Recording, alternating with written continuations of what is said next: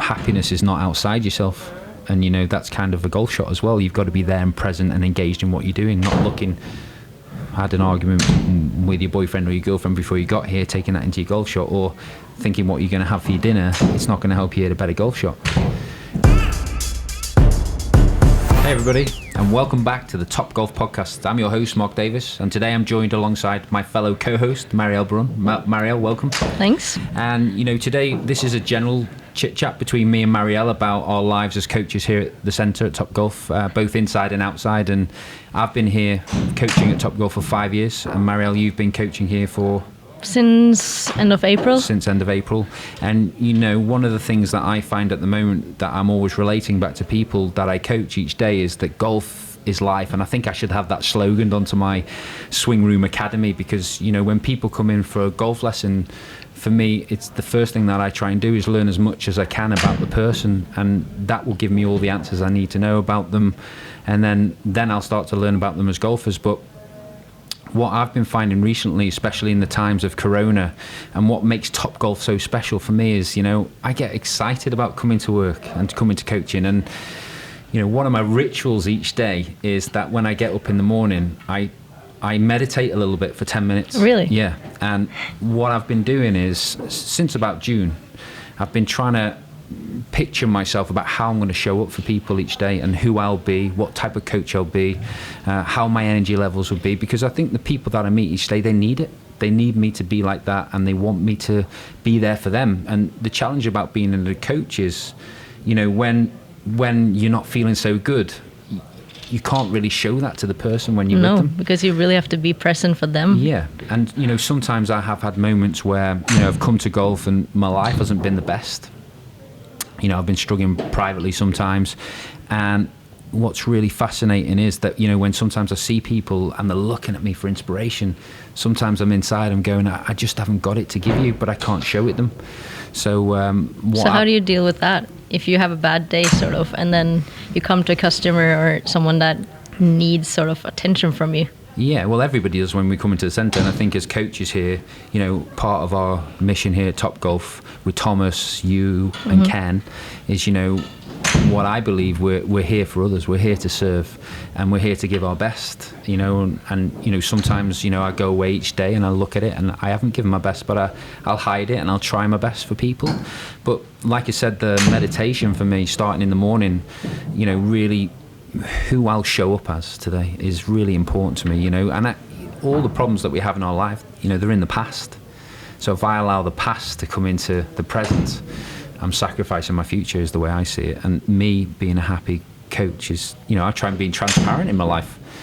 As far as I'm concerned, I'm the person at home that I am as a golf coach, and I've worked hard at that. Because I want people to feel that from me, that when they come here, I'm here for them, and I want to inspire them to be better, and to challenge people, that some of them come to hit a better golf shot. Some come because they want to connect with you. I can see that I'm important in their life, and, I feel their role. I'm going to share this. I coached a guy 10 years ago, and his son out of Losby, and they found a connection together with the game, and their relationship grew. And when I left Losby, I lost touch with them, and the other day I hadn't heard from any of them for a while, and he sent me a message, the son, to say his dad was dying, and he wanted to thank me for, helping his dad find the game when he retired, and they connected with each other. And, in that moment there, I really realised that my golf and life is, especially this year with the Corona and how everybody's lives been affected, how lucky I am to be this coach. And, people often ask me, how do you keep your energy levels? And I say, well, I get to do this. I get to do this every day. And, that's why I wake up and try and do my meditation to make sure I'm ready. But I drive down the road and I'm buzzing. I want to go. Sometime the other day, I almost did a Jurgen Klopp down the driving range when someone hit a good golf shot. Like, Mark, calm down. So I think the more I've coached, 22 years, the more my energy levels has grown, really. And the more value I see in what... if I'm using myself to give to others in the way that I feel that I do. Some people might complain, and I'll take it. I'll go away and I'll have a think. A lady came in the other day and told me that she wasn't happy with a few things that I'd done. I went away, called her up and called her back in, and I put it right. You know, so this is my life too, and I care. And, you know, I want everybody that comes to Topgolf just to be better. Sometimes I try and give that to you, Mariell and Ken, and, you know, sometimes I leave you alone and let you get on with it. But, you know, I have moments in the day where I realise when people share their true stories in a lesson, you know, it's bigger and beyond the game. So yeah, I agree, because golf is so much more than just a game itself. Because you get so much stuff out of it. I think you get good values, you get connection with the game and other people, and you can play the game with everybody. It's not just like top elite players that can play the game, but it's like me, I can play with a senior, and we can still have just as much fun going around, talking about the game, playing it. I think it's like awesome that you have a game where you get challenged no matter what level you are or which age. You know, I think when you know, when I look at all the people at the moment, let's look about Corona. How many people are stuck at home? You know, Topgolf, the driving range is still open. Get out the house and come to golf and hit some shots. You know, I found that the range, I've recently been talking about this a lot, the range became my meditation. And, you know, that doesn't always sometimes add up when you're trying to make a golf career or you're trying to be a better golf player. To stay on the range too much is probably not the best idea unless you do it in the right way. But I found that just actually going to the range, just one club, bucket of balls, you know, I found that I could just go away, just disappeared. All the problems went away, and I found that, you know, it was my meditation, it was my church, it really was those things for me. And, you know, I think for everybody in the world, golf can offer them something. You know, I agree. And especially, you know, I was watching something on the disabled golf the other day about a guy who was lost in his life, and someone took him to a driving range and he got the chance to hit some golf balls, and you know, he realised that he could take his frustration out on the golf ball, and that was the place that he wanted to go to be better. You know, so for me, golf offers everybody an opportunity. The people that I see in the room, they share so many stories with me about their life. I mean, you know, it's touching, you know, and you don't realise what fortunate position we're in here to be golf coaches, to be able to, you know, I kind of think it's quite a powerful position to be in, to be honest. It's a very important role, and, you know, I'm really happy looking back that I chose to pursue coaching when that careers officer, when I was 16, laughed at me to say that golf coaching wasn't for you. You know, it wasn't really a career. You know, so what about you? Do you find the same when you meet new people? You know, you're new to coaching, you've been coaching a year now. What do you find? So, first of all, I used to be that sort of person that just came into Topgolf. I was shy. I just had my headphones on. I don't know, it was really not in my position to stand in front of people and say anything at all. So for me to go from being that sort of player that was all by myself to start doing coaching where I actually had to stand in front of people and start saying stuff. I think it was like such a good experience for me, because I started to have to challenge myself and sort of develop in a different way. Starting to have courses where I had 20 juniors watching me say stuff, also developing how I was gonna say it to them for them to understand it so it wasn't too complicated. Because for me, it's always been very complicated, and that's probably why I've been struggling a lot as well, doing way too much technical stuff, and then having to like get into that position and then see people understanding it. It's an awesome experience. It's different, but it's also like really different to come from a player's perspective and then starting to be on the other position, because it's not what I've been doing the past 15 years, you know. You know, people often ask me why they're a coach, and I say, well, for me, it's bigger and beyond the game. It's only that it's golf, because it's been in my life for 36 years, that I still use golf as the sport. But for me, coaching is really not the game. It's the person. You deal with the person first, and, you know, the sport second for me. And that's, you know, that's where the real power in this industry is. And I mean, the more you go along in your career coaching, the more, you know, I don't think I noticed that early on. When I first started coaching, I was just more into the technique side of it and, you know, trying to improve that person. But now I'm looking at the person as a whole. I stand back and I watch them. I watch how they talk to me, how they look at me, how they move, obviously how they move their body in the golf club and what shots they're hitting. And now, you know, I take my time a lot more. I stand back and I debate how I'm going to say it, because I think on top of that, the skill of a great coach is when you've got 5 balls in the air with information in all the balls that is going to help the person. It's which piece of information does It's it. about how you're communicating It's how it you out, communicate right? it. And you might say it in a right way, but to the person it doesn't click. And I think, that's the skill. And I often test now when I'm coaching. I say different things and see how the person reacts. And as I've gone on, the skill of being a better coach is that I can turn it around if it goes the wrong way. I can bring it back. And so, that's kind of been, real interesting for me as a coach. So I agree with that, because now doing personal trainer stuff as well, we've learned about how to cue things, how you're saying it easily without using too many cues. Because if someone is gonna swing the swing, you don't have to say 100 things, but rather a few things where they figure it out on their own, sort of. But it's still important that they know these few things in order to do it, And then it's how do you communicate that out when you have 10 things that you see?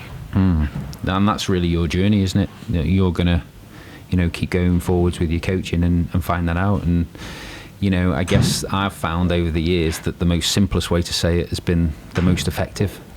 And we, with all the information available to us, which to be honest with you, I think is a bit backward in golf at the moment, that it's so commercially marketed, coaching and all the different ways to coach, that it's adding layers to golfers that just takes them the wrong way. For me, the brain wants to find the most simplest way to move, to learn. And the more information we add to people, the more layers we put on them, the harder this game gets. So that's our challenge as coaches, to look at information and make it simpler and put it across in the right way. So yeah, how often do you coach then? How many days a week are you coaching? It's varying, but pretty much every day. Sometimes I take the weekends off. Slacker. Well, over the summer I've been working 250 hours a month plus. So then now it's less, but I think it's because of Corona and also winter season. I mean, it's my first winter season, so I can't really compare it to anything. But yeah. What about, how's it going with the juniors then at the moment? The juniors? Yeah, how's the junior academy going at Toppgolf? So first of all, I think it's been awesome, because over the summer I've had so many kids going on to Untitled golf courses and trainings and so forth. So right now I have about 30 juniors for 3 hours a week. Mondays are more just having fun with the game, learning the game, and then the Toppgolf Elite group is more learning more advanced about it, so they know and understand why they're doing the things they do. And I think it's awesome to see kids that I've had in the summer and how they developed already so much already in their golf swings and their understanding of why they're doing what they're doing, and realizing how their body is functioning and stuff. It's awesome. Great education for them, isn't it? When I think back to, when did you start to play? When I was 10. Yeah, okay. I started when I was 6, and I never forget, in the summers, just being dropped off by my parents and just being left to go out and play and explore the golf course. And I think in modern day life that everybody's surrounded by technology, phones, computers, the watch that buzzes. It's just pure distraction. I never had that. I didn't have that either as a kid. I found going out onto the golf course and getting out there, being in the smell in the grass and being with my mates and being so far into that golf course, nobody can get you. Time just flew by. It wasn't like, now I see a lot of golfers, they come to the range with the phone and the watch buzzes in lessons. I'm saying to people, we have to take that off. We have to take that away, strip it away. Golf for me was a place just to shut out the outside world and focus on myself and what I wanted to do. And but I feel like that's kind of how it is these days. It's so easy to get distracted by technology and somehow, even if it's your phone or if it's a gadget or whatever. It's not like it was before, I think. Even when you see people standing on the driving range, they always use their phone for something, or it's calling and they have to go out of their mental focus and then have to take a phone, and then they're off for 30 minutes and then they start doing the thing again. I feel like the practices these days seem to be a little bit less effective. So, many people are struggling in their life at the moment because of Corona has taken away their opportunity to do things like travel, or, and for some people that was their way of life. And, many years ago I had a little struggle with myself with some health issues, and I used the game to help me get out of that, and I'm seeing more people now struggling at home and a few weeks ago I shared a little story on Instagram. It was World Men's Health Day, and I shared a story about some of the challenges that I'd faced in my life and how I'd used golf to turn it around. And what was really interesting about that, how many people wrote to me and told me, privately and on the Instagram, on the private message on Instagram, I had a lot of messages from people that, I've coached day in, day out, and I wouldn't have known that they were struggling in their life, but they shared their story with me. And, many of them would look very healthy to you, no discolor of the face or anything like that, or normal lives, normal families, and a lot of them now say to me, you know what I mean, Mark, don't you? When they share their story, I've been struggling this year, it's been difficult, I can relate to what your post said, and that for me is,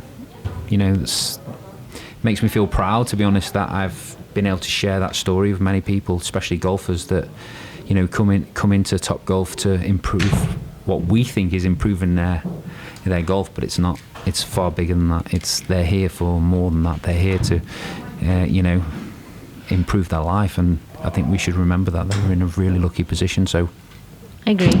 Yeah, and I think mental health for people in the world who we work around, it's all around us. So I like to feel that coaching for me is, the more people I meet, the more I share this with them as much as I can in the swing room or on the golf course, or and it's relatable to everybody. And we want to keep using golf as a game, especially Topgolf, the facilities that we have here that can take people away. And I see it every day. People are coming here to escape the corona time and improve themselves. So but it's also great to know that people see this as a safe place, though, that they don't feel vulnerable if they come here sharing their stories, sort of. Yeah. So it's winter, everybody's inside, and obviously we've got really big restrictions. So at Topgolf we've followed the rules, we've been very safe. The range is still open and there's many people out there each day hitting balls. On Saturday at 3 o'clock there was 50 people on the range. It was impressive to see. People haven't got anywhere to go, But it's also it's been really nice weather out as well, though. So it's good for people to get out. And since everything is actually closed and we have an open driving range, I guess people just see this as an opportunity to have something to do that is cool, Yeah. What I want people to see when we're at Topgolf is, being a coach, and, we sell our services privately, that people just look at you and maybe they think they can't ask you and talk to you. But, I want to use this opportunity to say to people that, I'm here for everybody. So if anybody wants to ask me anything or stop me and talk about the game or how I think you should practice, how I think you should get better, I'm full of information and my beliefs and my theories. And I think, we want people here to use us.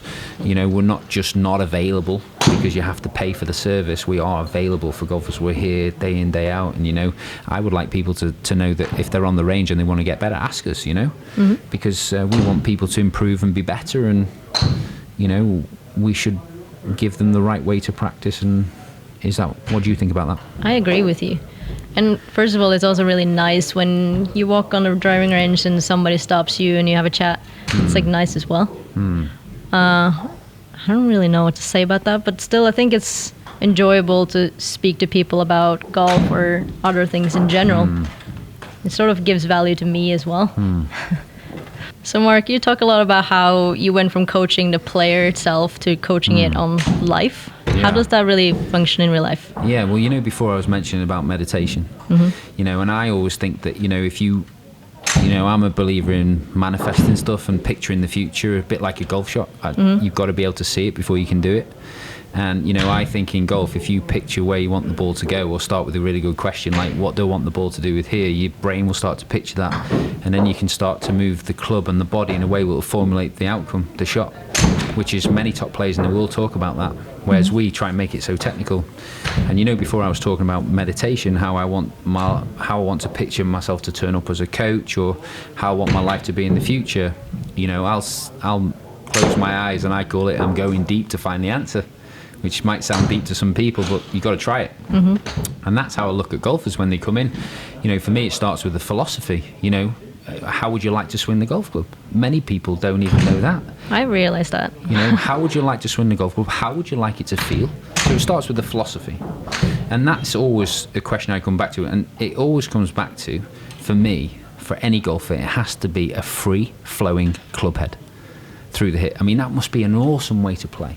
But many people are playing golf in fear, hope and fear, that they don't know where it's going and they don't know what they're trying to do. Sorry to say it. And that's kind of what I'm facing each day. So I always, to answer your question, I bring people back to, it starts with a philosophy. So how do you deal with players that actually have fear to hit the golf ball, though? Well, very simply, I say something like this. So, do you have a feeling of what a free golf swing would feel like? Do you know what it would be like to swing the club head freely through the golf ball? Could you make me a practice swing of what your feel of a great golf swing would feel like, the one you would like, and can we put a score on that? Let's say, make it a 10. Let's use a score as an example. Okay, make me a free golf swing where the club head is free flowing, doesn't matter where the ball's going to go, just swing the club through the ball as freely as you can in a practice swing, and tell me when it's a 10. And then when they get there, I'll say, right, can you walk into the golf ball and do the same? And then they'll go 7. And then I'll start to talk to them about why it was a 7, and then go back to the 10. And, you know, maybe sometimes they'll just won't say anything. I'll say, keep going till you get me a 10. How does it feel, the 10 swing? Oh, it feels amazing. It's free, it's flowing. Is that the golf swing that you would like? Yeah. You know, and everybody would like to get on the tee and freewheel it, right? But we know there's some interference coming. Somewhere on the, you know, everybody talks about the backswing. Right. But let's talk about where the club's got to go. What if we reversed engineered the way to swing the club? So start with the follow through and work it back, because that's the direction to the target. And then that way it changes the perspective or the way people see the game or how to swing. And I see massive changes there quickly, very quickly. So I call it initiation practice. You know, where do you want the club to go? And they'll show me. And then, okay, could you formulate that picture in your mind of how you want to swing the club through that? Yeah, okay. So I might go that way. But very simply about life and golf and us as human beings and golfers, you know, for me it's experience, knowledge, wisdom, mind, body, soul. You know, you want to learn it in the head, apply it by the hand, know it in the heart. And that's where we want to go as golfers. You know, I'm pretty sure that there'll be guys on the tour that sometimes don't know where it's going, but when they're at the best and they're free and there's no junk going on in their head and they can swing freely, they know in their heart they're going to produce that shot. Yeah, I can relate to that. Even like from playing the national championship when I won it, I had no swing thoughts at all. I was just going around hitting shots. And then when I had tournaments in college where I was so tense and I was so scared to hit a miss shot, then I was starting to making so many errors. But at the same time, when I was at my worst, I was actually hitting it well again because I had to concentrate so much more. But it's like such a weird... But if you look at someone like a Tommy Fleetwood, that's his own swing, that's his own style. I believe it's going where he says it's going. I believe he's looking up and he knows where it's going because he feels it in his heart. He's told himself the information. He's had as many practices as he wants, free flowing, going through the ball, no interference. That's applying it with the hand and then knowing it in the heart it's going to go there. That's how I think we should approach life and golf. You know, so with my golfers, I always go, and the people, I always start with philosophy. Then we start initiation process of free flowing club head or whatever that is, and then mastery. That, you know, I'm sure everybody's in this game to master it in some way. They want to improve and get better. But if they picture the past, for me it's gone. So if they start to change the way they look at what they're trying to achieve, the philosophy, initiation, mastery, they're going to improve their game quite a lot. And that's the way I coach my golfers and the people that walk into the swing room. That, you know, from my own experiences, meditation each day, the coach that I want to be, how I'm going to turn up, how I'm going to act and behave, the energy I'll bring to the golf club today.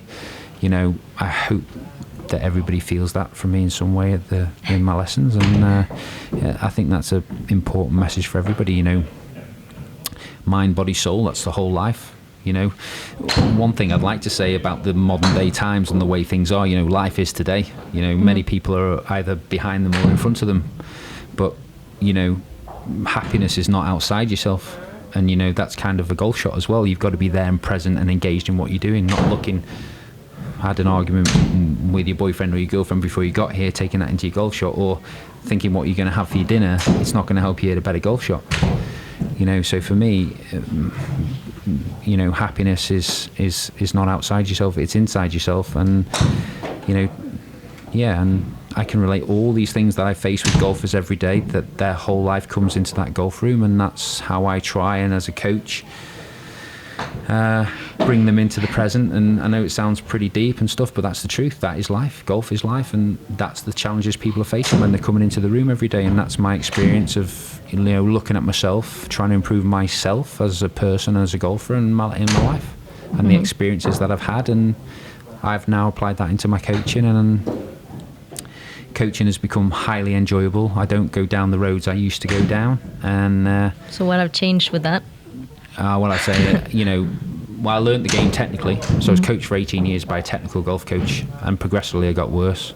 So I decided then I was never going to be a player. I was going to be a coach immediately.